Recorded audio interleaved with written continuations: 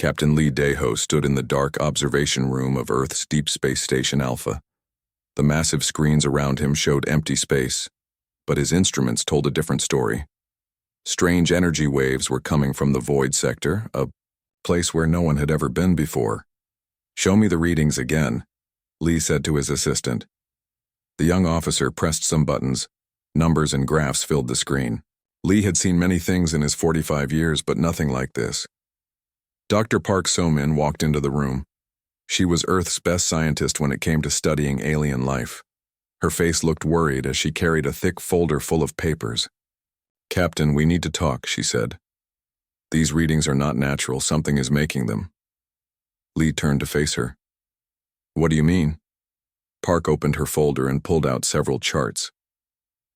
"I've been studying these energy patterns for 3 weeks. They match old records from the Galactic archives. Records that most people think are just stories." "What kind of stories?" "Stories about the hegemony," Park said quietly. Lee felt cold. Every child in the galaxy knew those stories. The hegemony had been the most powerful force in known space thousands of years ago. They could drain the energy from entire stars to power their ships, but they had vanished long ago. Most people believed they had destroyed themselves with their own power. "That's impossible," Lee said. "The hegemony is gone. They've been gone for 3,000 years. Park shook her head. "The energy patterns don't lie.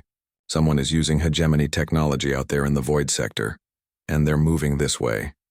Lee looked at the screens again. The empty space suddenly seemed full of danger. "How long do we have?"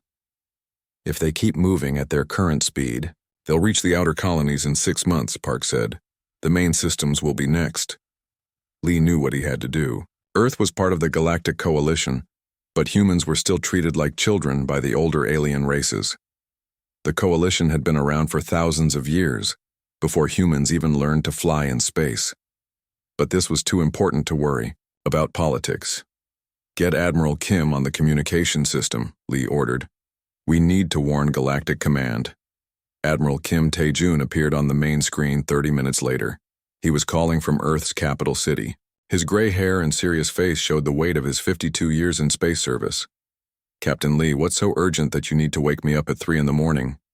Kim asked. Lee explained everything. The strange readings, Dr. Park's research, and what they thought was coming. Kim's face grew more serious with each word. "Are you certain about this?" Kim asked. "As certain as we can be without seeing them directly," Lee replied. "Admiral, if we're right, the entire galaxy is in danger." Kim was quiet for a long moment. "I'll contact Galactic Command immediately. Prepare a full report with all your data." 2 days later, Lee stood in the communication room of the space station. On the screen in front of him were 12 alien faces. These were the most powerful beings in the galaxy, representatives from races that had ruled space for thousands of years. The leader was a tall, blue-skinned alien called High Chancellor Vex. His species, the Altarians, had been in charge of Galactic Command for over 2,000 years. Next to him sat Council Member Zeph from the Regellian Empire and General Koss from the Centauri Federation. "Captain Lee," High Chancellor Vex said in a bored voice, "Admiral Kim tells us you have some concerns about the void sector." Lee felt nervous but pushed forward. "Yes, High Chancellor. We've detected energy patterns that match historical hegemony technology. We believe a large force is moving toward our space." Several of the aliens made sounds that Lee knew meant they were not taking him seriously. "Captain," said Council Member Zeph, "humans have been part of our coalition for only 50 years. We have been watching the galaxy for millennia. Don't you think we would know if the hegemony had returned?" "With respect," Lee said, "our sensors are very advanced. We've detected things that your older systems might miss." General Koss laughed. It was not a friendly sound. "Young species always think their new toys are better than our proven technology. Captain, the hegemony destroyed itself long ago. What you're seeing is probably just cosmic radiation." High Chancellor Vex nodded. "The Council appreciates your enthusiasm, Captain Lee. But we cannot mobilize our forces based on ghost stories and sensor glitches." "This isn't a glitch," Lee said, his voice getting stronger. Dr. Park has spent weeks confirming these readings. We're showing you real data. Doctor, Park is human, said another council member. Humans have been in space for less than a century. Why should we trust your judgment over our experience? Lee felt his anger rising but kept his voice calm. Because experience without open minds leads to mistakes. And this mistake could cost us everything. High Chancellor Vex's expression turned cold. Captain Lee, you forget your place. Humans are junior members of this coalition. You provide labor and raw materials. You do not tell the Council how to protect the galaxy. The communication ended. Lee stared at the blank screen, feeling frustrated and worried. 3 weeks later, the first attack came. A small mining colony on the edge of known space simply vanished. One day it was there, sending normal reports. The next day there was nothing, but empty space where a planet used to be. Lee immediately sent another message to Galactic Command. This time, Admiral Kim joined the call. High Chancellor, Kim said, we believe this attack confirms our warnings. The hegemony has returned. Admiral Kim, Vex replied, our investigation shows this was likely a pirate attack. The colony's energy systems overloaded and caused a massive explosion. Pirates don't make entire planets disappear, Lee said. Young Captain, General Koss, interrupted. You see threats everywhere because you're new to space. Pirates have many weapons you don't understand yet. Dr. Park had been listening to the conversation. She stepped forward. General Koss, the energy readings from that system match exactly what we detected in the void sector. This isn't pirates. This is something much worse. Council member Zeph made a dismissive sound. Dr. Park, your theories are interesting, but they're based on human assumptions. We've dealt with real threats for thousands of years. 2 more colonies disappeared over the next month. Each time, Lee and his team sent warnings to Galactic Command. Each time, they were told not to panic and that the situation was under control. During the 3rd call, Lee lost his patience. How many colonies have to disappear before you listen to us? High Chancellor Vex's eyes grew cold. Captain Lee, if you cannot control your emotions, perhaps Earth should reconsider its place in this coalition. Admiral Kim quickly stepped in. High Chancellor Captain Lee is frustrated because he cares about protecting innocent lives. Surely you can understand that. What I understand, Vex said, is that humans always think they know better than their elders. You've been in space for 50 years. We've been keeping the peace for 50 centuries. The call ended with nothing accomplished. Lee sat in his chair, staring at the reports from the destroyed colonies. Each report showed the same thing. Massive energy drain followed by complete destruction. Dr. Park sat down next to him. They're not going to listen, are they? No, Lee said quietly. They think we're just worried children. Then what do we do? Lee was quiet for a long time. Outside the station's windows, he could see Earth in the distance. His home world looked peaceful and safe, but he knew that wouldn't last long. We prepare, he said finally. If Galactic Command won't protect us, we'll have to protect ourselves. Park nodded. I'll start working on defensive plans. No, Lee said, surprising her. Not defensive plans. Something else. What do you mean? Lee stood up and walked to the window. He thought about the arrogant aliens who had dismissed their warnings. He thought about the advanced technology that Earth had developed in secret. And he thought about an old saying from Earth's military history. Sometimes the best defense was a good offense. I mean, we're going to do something they won't expect, Lee said. We're going to turn this situation to our advantage. Park looked confused. How? Lee smiled for the first time in weeks. It wasn't a happy smile. It was the smile of someone who had just realized that being ignored might be the best thing that could happen to them. By letting them ignore us a little longer, he said, while we get ready for what's really coming. General Choi Min-ho walked through the underground command center beneath Seoul. The facility was so secret that most of Earth's government didn't know it existed. Only a few dozen people had access to these deep levels where humanity's most important military planning happened. Captain Lee Dae-ho was already waiting in the main planning room when Choi arrived. With him were Dr. Park So-min and several other key officers. Large screens showed star maps and energy readings from across the galaxy. "Show me what we know," Choi said without greeting anyone. He was 49 years old and had spent most of his life preparing for threats that others couldn't see coming. Lee activated the display. 5 more colonies have disappeared in the past 2 weeks. The pattern is clear now. Whatever destroyed them is moving in a straight line toward the core systems. "And Galactic Command still thinks it's pirates?" Choi asked. Dr. Park shook her head. "They're calling it unexplained energy phenomena now. They refuse to consider that it might be the hegemony." Choi studied the star map. The destroyed colonies formed a clear path through space. Anyone with basic military training could see it was a planned attack, not random pirate raids. "How long before they reach Earth?" Choi asked. "At their current speed, about 4 months," Lee replied. "Maybe less if they speed up." Choi was quiet for a moment. He had been planning for something like this his entire career, not specifically the hegemony, but some threat that would come when the galaxy wasn't ready for it. "General," said a new voice from the doorway, "you asked to see me?" Engineer Lim Hye-jin walked into the room. She was 31 years old and one of Earth's brightest minds when it came to quantum technology. Her work on energy manipulation had been classified top secret for the past 5 years. "Engineer Lim." "Yes." "We need to discuss Operation Lighthouse," Choi said. Lim looked surprised. "Sir, that was just a theoretical project. We've never actually built any of the systems." "We're building them now," Choi said firmly. "How long would it take to construct the quantum beacons? If we use every manufacturing facility on Earth and the Moon?" Lim thought for a moment. "Maybe 6 weeks for the first prototype, but General, those beacons will create massive energy signatures. Everyone in the galaxy will be able to see them." Choi smiled. It was exactly the kind of smile that Lee had worn when he realized being ignored could be an advantage. "That's the point," Choi said. "We want them to see us." Dr. Park looked confused. "General, if we make ourselves visible, won't that bring the hegemony directly to Earth?"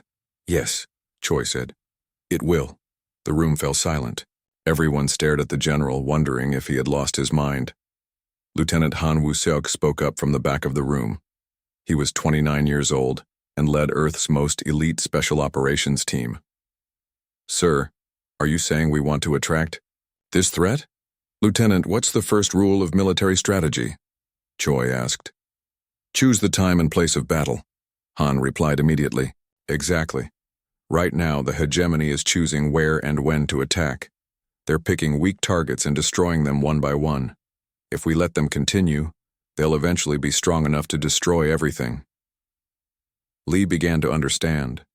"But if we make Earth look like the biggest prize in the galaxy, they'll come straight for us," Choi finished. "And when they do, we'll be ready." Over the next 3 weeks, Earth transformed into a hive of activity. Massive construction projects began across the solar system. On the surface, it looked like Earth was desperately trying to build defenses against the unknown threat. Engineer Lim worked day and night to complete the quantum beacon systems. These devices would emit enormous amounts of energy, making it look like Earth had discovered some incredible new power source. Lieutenant Han led teams to strategic points throughout the solar system. His soldiers installed equipment on asteroids, moons, and space stations. To anyone watching, it looked like Earth was setting up a desperate last-ditch defense, but the reality was very different. Dr. Park had made a crucial discovery while studying the hegemony's attack patterns. Their technology was designed to drain energy from any source it encountered. The more energy available, the stronger they became. But she had found something interesting in the old records. "General," she said during a late-night meeting, "I think I know how their technology works." Choi looked up from the reports he was reading. "Tell me." "They don't just drain energy randomly. Their systems are attracted to the highest energy sources first. It's like water flowing downhill. They always go toward the most power. That's why they're moving in a straight line toward the galaxy's core," Lee realized. "They're following the energy gradient." "Exactly," Park said. "And if we create an energy source bigger than anything they've encountered before, they'll abandon their current path and come straight for us." Choi finished. Engineer Lim had been working on her quantum beacons for almost a month when she made her own important discovery. She burst into the command center one morning looking excited and terrified at the same time. "General, I need to show you something," she said, setting up her portable computer. The screen displayed complex mathematical formulas and energy diagrams that most people couldn't understand. "The quantum beacons don't just emit energy," Lim explained. "When they're connected in a network, they create something called quantum entanglement fields." "In simple words, please," Choi said. "Imagine a spider's web made of invisible energy. Anything that tries to use that energy gets stuck in the web. The more power they try to drain, the more trapped they become." The room went quiet as everyone realized what this meant. "You're saying we can trap them?" Lee asked. "Not just trap them," Lim said. "If they try to drain energy from a quantum entanglement field, their own technology will turn against them." Choi stood up and walked to the star map. He studied the positions where Han's teams had been placing equipment. "How many beacons do we need to cover the entire solar system?" he asked. "We'd need at least 50, all perfectly synchronized," Lim replied. "But General, if this doesn't work..." "If this doesn't work, we're all dead anyway," Choi said simply. "At least this way we have a chance." The first quantum beacon went online 2 weeks later. It was hidden inside what looked like a defensive satellite orbiting Earth. The moment it activated, its energy signature could be detected from hundreds of light years away. Within hours, Earth's long-range sensors detected a change in the hegemony's movement. The attacking force had altered course and was now heading directly toward the solar system. Admiral Kim called from Earth's capital. His face on the screen looked worried. "General Choi, our deep space monitors show something massive heading our way. Whatever you're doing, I hope you know what you're doing." "Admiral, I need you to do something for me," Choi said. "Send another message to Galactic Command. Tell them Earth is under immediate threat and desperately needs help." Kim looked confused. "But General, if they come here now, they'll interfere with your operation." Choi's smile was cold and calculating. "Admiral, who says we only want to catch one fish in our net?" Over the following weeks, more quantum beacons came online. Each one made Earth's energy signature brighter and more attractive. Long-range sensors showed the hegemony fleet growing larger as more ships joined the attack force. But something else was happening too. Galactic Command had finally begun to take the threat seriously. Not because they believed Earth's warnings, but because their own sensors now detected the massive fleet heading toward human space. High Chancellor Vex appeared on Earth's communication system for the first time in months. "Admiral Kim," he said, "our sensors indicate a large unidentified fleet approaching your system. The Council has decided to send assistance." Kim looked appropriately grateful. "Thank you, High Chancellor. Earth appreciates the Coalition's protection." "Don't misunderstand," Vex replied coldly. "We're not doing this for humanity. We're doing it because if this threat reaches Earth, it might continue into core Coalition space." After the communication ended, Admiral Kim met privately with General Choi. "The entire galactic fleet is coming here," Kim said. 12 different species, over 3,000 ships." "Perfect," Choi replied. Kim stared at him. "General, what exactly are you planning?" Choi walked to the window of his office. Outside, he could see construction crews working on what looked like massive defensive installations, but he knew they weren't really defenses at all. "Admiral, for 50 years, the galaxy has treated humanity like children. They've ignored our warnings, dismissed our technology, and kept us in the outer systems, like we don't matter." "That's true, but they're about to learn something important about children," Choi continued.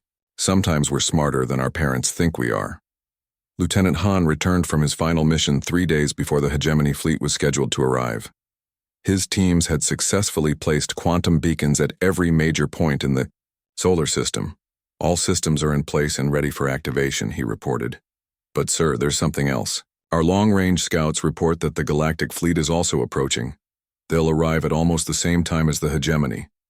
Dr. Park looked worried. "General, if both fleets arrive together, won't they just fight each other?" "Our trap won't matter." "Dr. Park," Choi said calmly, "who says our trap is only designed to catch one type of ship?" Captain Seo Dongmin stood on the bridge of the Earth ship New Seoul as it moved away from Earth's orbit.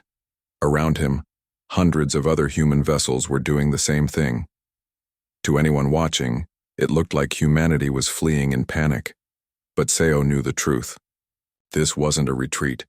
It was the most important performance in human history.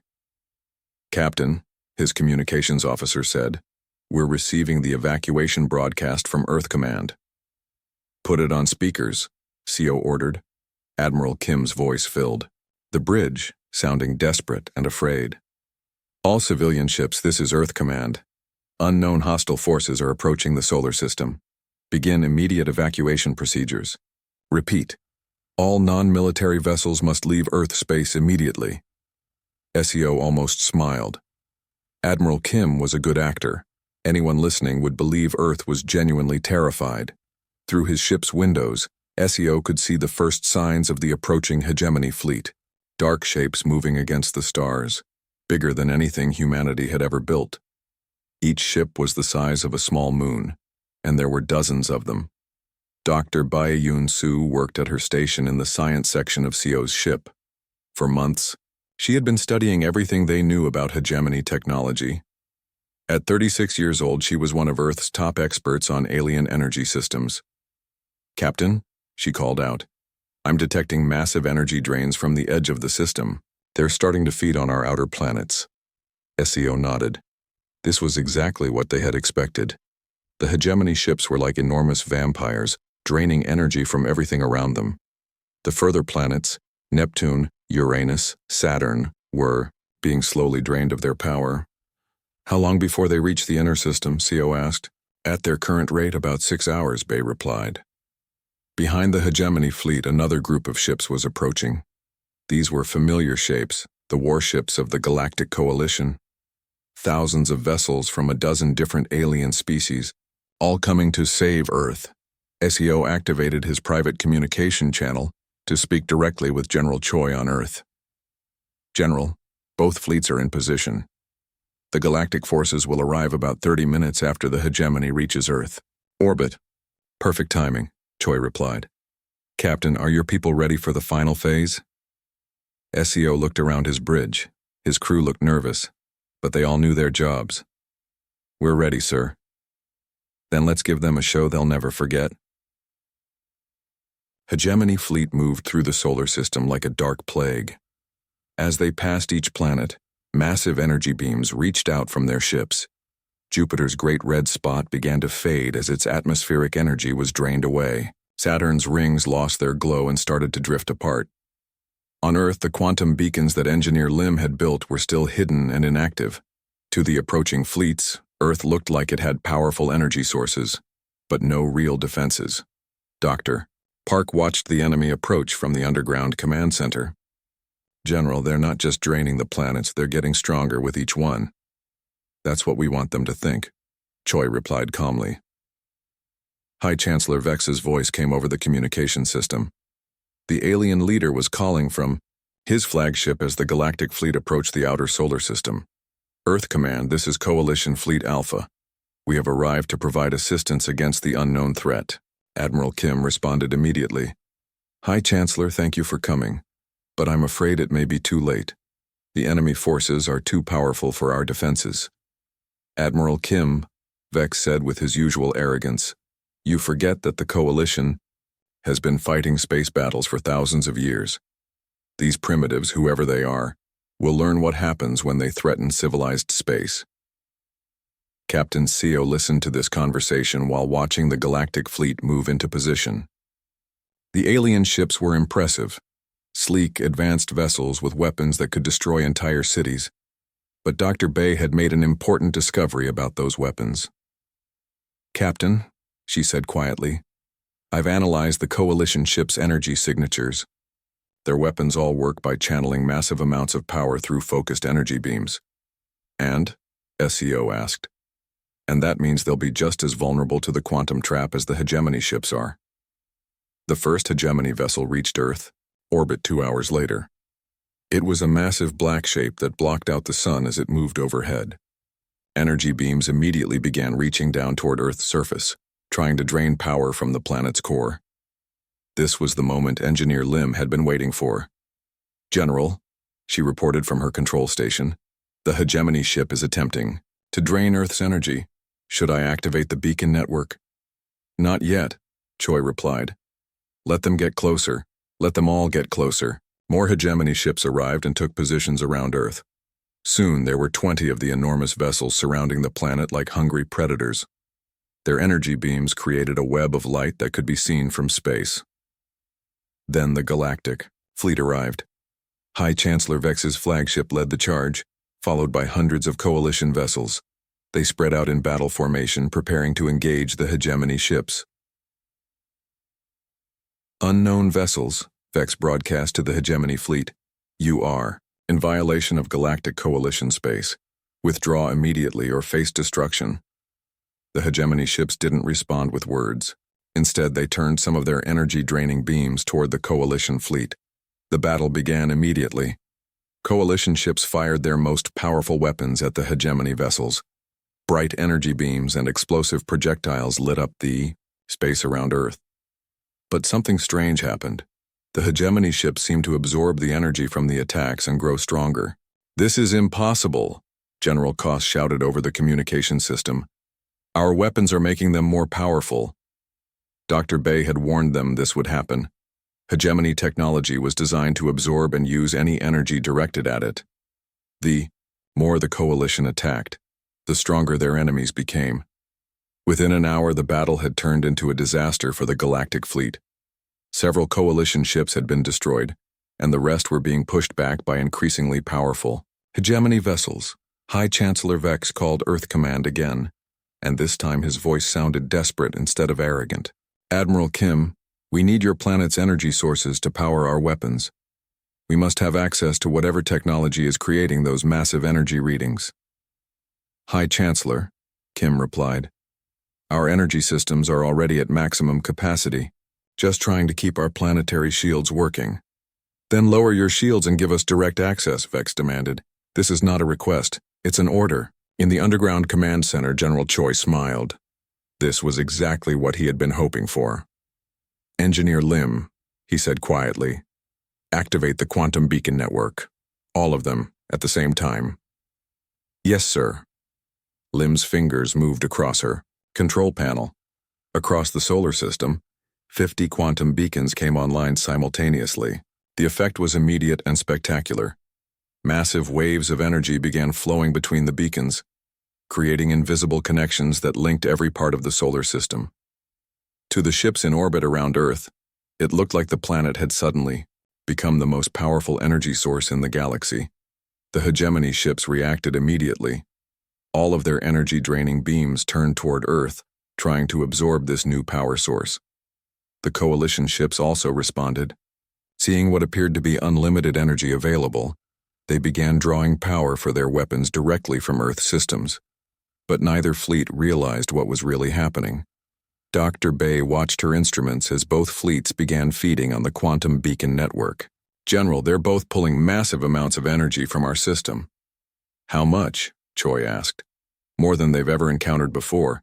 The quantum fields are starting to resonate." This was the crucial moment. The quantum beacons weren't really generating energy. They were creating a complex web of quantum entanglement that extended throughout the entire solar system. Every ship that tried to drain power from this network was actually becoming connected to it. Captain Seo watched from his ship as the space around Earth began to glow with strange energy patterns. Both the hegemony and coalition fleets were now completely focused on Earth, drawing as much power as they could. "Captain," Dr. Bay said urgently, "the quantum resonance is building toward cascade failure. When it reaches critical levels, both fleets will be trapped." SEO finished. On Earth, Engineer Lim monitored the quantum field strength. "General, we're at 60% resonance and climbing. Once we hit 80%, the entanglement field will lock into place." "And then?" Choi asked. "Then anyone trying to use energy-based technology within the solar system will find their systems connected to our quantum network. They won't be able to leave, and they won't be able to fight without making the trap stronger." The battle above Earth continued to rage, but now both sides were desperate for more power. Hegemony ships that had been the size of moons were growing even larger as they absorbed energy. Coalition vessels that had been retreating were now advancing, with weapons more powerful than ever before, but none of them realized they were feeding on a trap. 75% resonance, Lim reported. High Chancellor Vex's voice came over the communication system again. Now he sounded confused as well as desperate. Earth Command, something is wrong with our power systems. Colonel Oh Sung-jin stood on the observation deck of what everyone had believed was a refugee shelter on Mars. Through the thick glass windows, he could see the red planet's surface stretching to the horizon. But this wasn't a shelter at all. Hidden beneath the Martian soil were the most powerful weapons humanity had ever built. "Colonel," said Technician Shinbo Ram from her control station, "all weapon systems are online and ready. The quantum field is holding both fleets exactly where we want them." Oh nodded. He was 44 years old and had spent the last 6 months preparing Mars for this moment. What looked like desperate refugee camps on the surface were actually concealed military installations. Above them, in the space around Earth, hundreds of ships from both the Hegemony and Galactic Coalition floated helplessly. Their engines were dead, their weapons were offline, and their crews were beginning to understand that they had been completely outplayed by the humans they had dismissed as primitive. High Chancellor Vex's voice came over the communication system, and for the first time since O had known of the alien leader, Vex sounded genuinely afraid. "Earth Command, what have you done to our ships? Our systems are completely unresponsive." Admiral Kim's reply was calm and polite. "High Chancellor, your vessels are currently held in a quantum entanglement field. This field prevents the use of energy-based propulsion or weapon systems within our solar system." "That's impossible," General Koss shouted over the channel. "No species has that kind of technology." "Apparently we do," Kim replied simply. O smiled as he listened to this exchange. For months, he had watched construction crews disguising weapons as refugee facilities. The aliens had been so convinced that humans were helpless that they had never bothered to scan Mars properly. "Technician Shin," O said, "show them what we've really been building here." Shin's fingers moved across her control panel. Across the surface of Mars, what had looked like simple shelter domes began to transform. Panels slid away to reveal massive energy cannons. Hills that had seemed natural split open to show missile launch sites. Even the Martian polar ice caps had been modified to hide weapon systems. The reaction from the trapped fleets was immediate. "Impossible," High Chancellor Vex gasped. "Our sensors showed Mars as an unpopulated refugee camp." "Your sensors showed what we wanted them to show," Admiral Kim replied. "Colonel O, would you care to explain what you've accomplished?" O activated his own communication system. "High Chancellor, this is Colonel Oh Sung-jin, Mars Defense Command. What you see here is the result of 6 months of construction work. While your scouts were watching Earth, we were turning Mars into the most heavily defended planet in the galaxy." Captain Seo Dong-min's voice joined the conversation from his ship, which was now returning to Earth orbit with the rest of the fleeing human fleet. "High Chancellor, I think you're beginning to understand that our evacuation was not what it appeared to be." SEO's ships had been positioning themselves throughout the solar system during the apparent retreat. Now they moved back into formation, surrounding the trapped alien vessels. Dr. Bae Yoon-soo was monitoring the quantum field from her station aboard SEO's ship. "Colonel O, the entanglement is holding perfectly. Both fleets are completely immobilized." "What exactly do you want?" High Chancellor Vex asked. His voice had changed from arrogant to desperate in just a few hours. General Choi's voice came over the system from Earth's command center. "High Chancellor, we want to have a conversation about the future of this galaxy." "You're threatening the entire Galactic Coalition," Council Member Zeph shouted. "This is an act of war." "No," Choi replied calmly. "This is an act of self-defense. You ignored our warnings about the hegemony. You dismissed our technology. You treated us like children who didn't deserve a voice in galactic affairs." Technician Shin was monitoring the quantum field strength. "General, should I demonstrate what happens when someone tries to break free from the entanglement?" "Please do," Choi said. One of the smaller coalition ships was apparently trying to restart its engines. Shin adjusted her controls, and the ship's energy systems immediately began fighting against themselves. Sparks flew from the vessel's hull as its own power grid turned into a weapon against it. "Stop!" the ship's captain called out over the communication system. "We'll shut down our engines." "The quantum field responds to any attempt to use energy-based technology," Engineer Lim explained from Earth. "The more power you try to use, the more the field will resist you. If you try to force your way out, your own systems will destroy your ship." High Chancellor Vex was quiet for several minutes. When he finally spoke again, his voice was different. The arrogance was gone, replaced by something that sounded almost like respect. "How long have you been planning this?" "We've been preparing defensive strategies since Earth joined the Coalition 50 years ago," Admiral Kim replied. "But this specific operation began when you refused to listen to our warnings about the hegemony." Colonel O watched as several hegemony ships tried to drain energy from the quantum field itself. The results were spectacular and terrifying. The massive vessels began to convulse as their own energy-draining technology turned against them. "Hegemony ships are trying to feed on the quantum network," Dr. Bay reported. "Their power absorption systems are creating feedback loops." "Let them try," General Choi said. "They're about to learn why their empire fell the first time." The largest hegemony vessel, a ship the size of Earth's moon, suddenly began glowing with uncontrolled energy. Its hull started to crack as the power it was trying to absorb became too much for its systems to handle. "The quantum entanglement is making their own technology work against them," Engineer Lim explained. "They built their ships to drain energy from any source, but they never encountered a source that would drain them back." Technician Shin monitored the feedback building in the hegemony fleet. "Colonel, the energy cascades are approaching critical levels in their ships. Can we control it?" O asked. "Yes, sir. The quantum field responds to our commands. We can either let them destroy themselves or we can stabilize their systems." O looked at the massive hegemony ships that had been terrorizing the galaxy for months. These vessels had destroyed entire colonies and killed millions of innocent people. But he also remembered that Earth's goal wasn't just revenge. It was to change how the galaxy worked. "Stabilize their systems," he ordered. "We want prisoners, not corpses." Shin adjusted her controls, and the dangerous energy buildup in the hegemony ships began to dissipate. The vessels stopped glowing and crackling, but they remained completely powerless. High Chancellor Vex spoke again, and now his voice carried a tone that O had never heard from any coalition leader before: humility.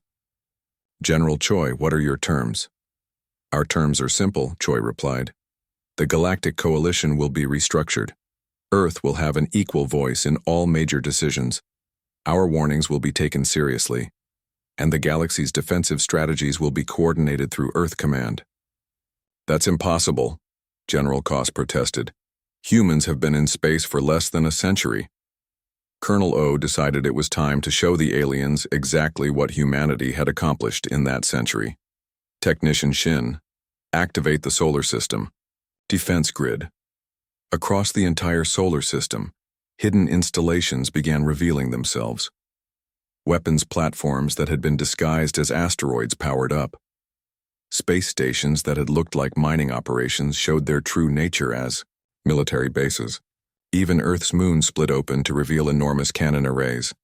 "This is what we've been building while you treated us like junior members," O said. "This is what we accomplished while you ignored our capabilities." Captain CO added his own revelation. "High Chancellor, the human ships you've been seeing are only about half of our actual fleet. The rest have been hidden throughout the galaxy for the past 10 years. "Hidden how?" Vex asked weakly. "By disguising them as cargo ships, mining vessels, and exploration craft," CO replied. "Amazing what you can accomplish when no one thinks. You're worth watching carefully." Dr. Bay was analyzing the quantum field's effect on both trapped fleets. "General, I'm reading complete system failures throughout both the hegemony and coalition vessels. They're not just trapped, they're completely dependent on us for life support." General Choi's voice carried a note of satisfaction. "High Chancellor, Council Member Zeph, General Koss, do you understand your situation now?" The silence from the coalition leadership lasted for several minutes. Finally, High Chancellor Vex spoke. "What guarantee do we have that you won't simply destroy us all?" You have the guarantee that we spent months planning this operation to capture your fleets instead of destroying them. Admiral Kim replied. If we wanted you dead, you would already be dead. Colonel O watched the display showing both trapped fleets. Hundreds of the galaxy's most advanced warships, completely helpless and at humanity's mercy. The hegemony threatened the entire galaxy, O said. The coalition ignored the warnings and refused to take action. Both of you forced Earth to handle this situation alone. And we did handle it, General Choi added. We stopped the hegemony threat, trapped their entire invasion fleet, and demonstrated that human technology is more advanced than anyone realized. Technician Shin looked up from her instruments. Captain Lee Daeho walked slowly through the main hangar of the Coalition flagship Eternal Wisdom. 3 days ago, this ship had been the pride of the Galactic Coalition, commanded by High Chancellor Vex himself. Now it was essentially a prison, trapped in Earth's solar system with hundreds of other vessels. The alien crew members Lee passed in the corridors looked at him with a mixture of fear, respect, and confusion. These beings had ruled the galaxy for thousands of years, and in a single day, they had been completely outmaneuvered by a species they had considered primitive. Lee found High Chancellor Vex in the ship's main conference room.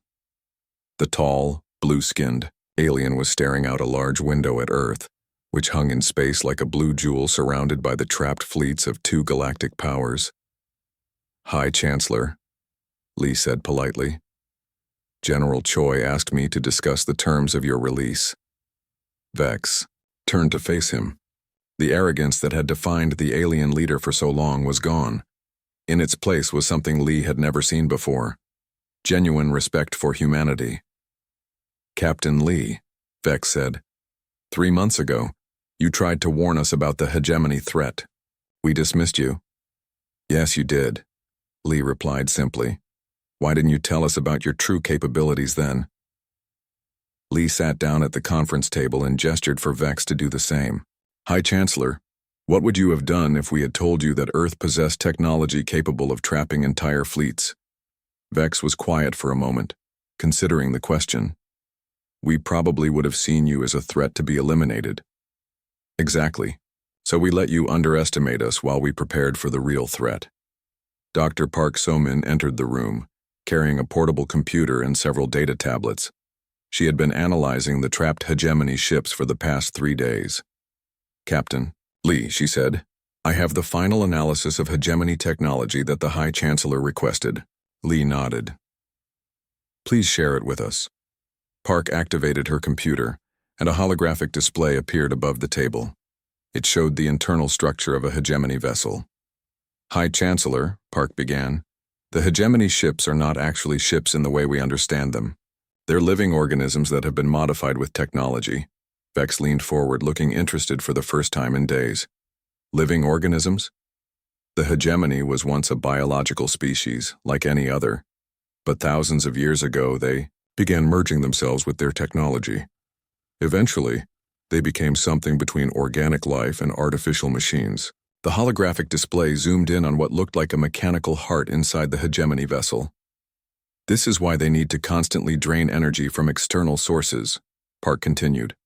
They're not just powering machines, they're feeding living beings that have become dependent on artificial energy. Is this why our weapons were ineffective against them? Vex asked. Partly, but the main reason is that their biomechanical nature allows them to adapt to any energy source they encounter. When you attack them with energy weapons, they simply absorbed that energy and used it to grow stronger.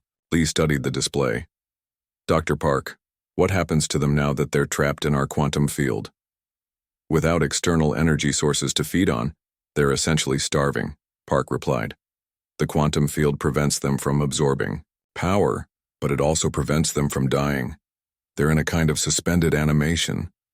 High Chancellor Vex looked troubled. Captain Lee, are you saying these beings are suffering? We're saying they're neutralized, Lee replied. The hegemony destroyed entire civilizations. They killed billions of innocent people. The fact that they're still alive is more mercy than they showed to their victims. General Choi's voice came over the ship's communication system. Captain Lee, please report to the main conference room. We're ready to begin the final negotiations. Lee stood up. High Chancellor, It's time to decide. The future of the galaxy. The main conference room of the Eternal Wisdom had been converted into a meeting space for representatives from every major power in the galaxy. High Chancellor Vex sat with other coalition leaders.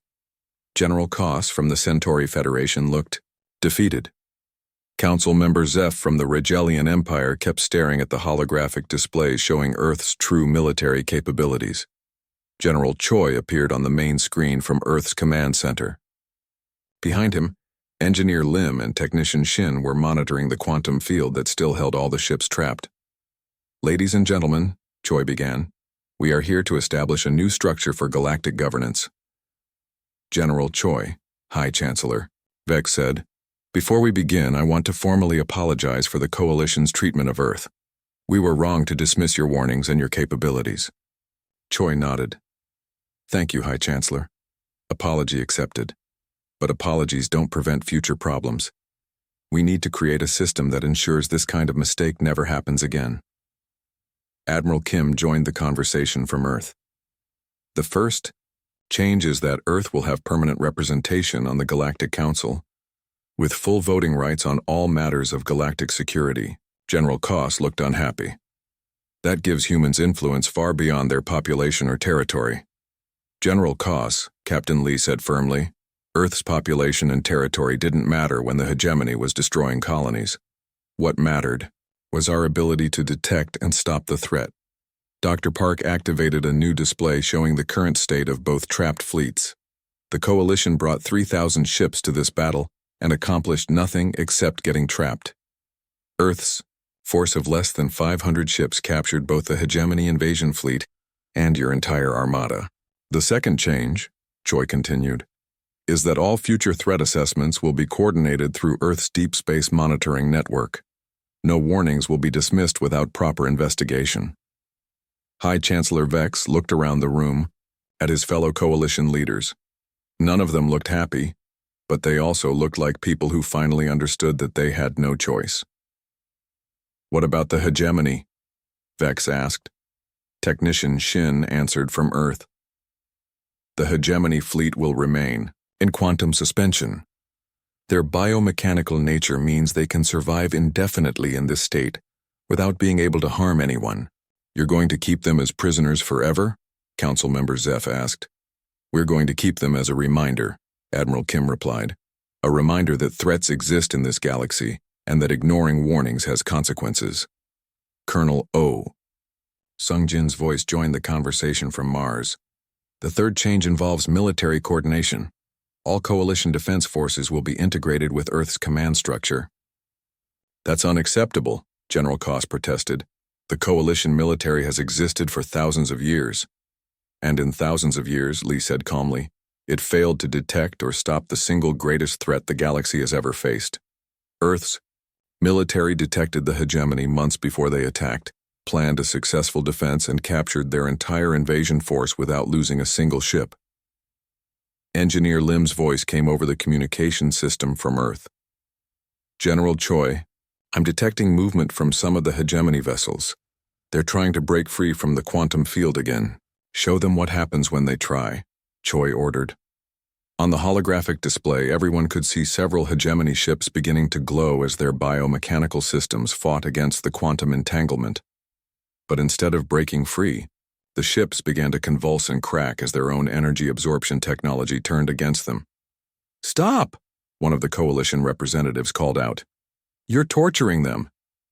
"No," Dr. Park said coldly. "We're letting them torture themselves. Every time they try to drain energy from the quantum field, their own technology creates a feedback loop. We can stop it any time we choose." Technician Shin adjusted her controls, and the hegemony ships stopped glowing. They returned to their suspended state, trapped but no longer in pain. "The choice is always theirs," Choi explained. "They can remain in peaceful suspension, or they can try to escape and trigger their own defensive systems against them." High Chancellor Vex was quiet for several minutes, studying the displays and thinking about everything he had learned. "General Choi," he finally said, "what guarantee do we have that Earth won't use this power to become the next galactic threat?" Choi's image on the screen smiled slightly. Hi, Chancellor. We've had this technology for over 20 years. In all that time, we never used it aggressively. We only activated it when faced with an existential threat that the Coalition refused to address. Moreover, Admiral Kim added, Earth's goal has never been conquest. Our goal has been survival and security. We want a galaxy where species work together to face common threats, not a galaxy where one species rules over all others. Captain Seo Dong-min, who had been monitoring the conversation from his ship, spoke up. Hi, Chancellor. Earth is offering the Coalition a partnership, not a surrender. We want to combine human strategic thinking with alien experience and resources. What about species representation on the new council? Vex asked. Every species will have representation based on their contribution to galactic security and their technological capabilities, Choi replied. Age and tradition will no longer be the primary factors in determining political power. Colonel O added from Mars, the galaxy is full of young species with innovative ideas and advanced technology.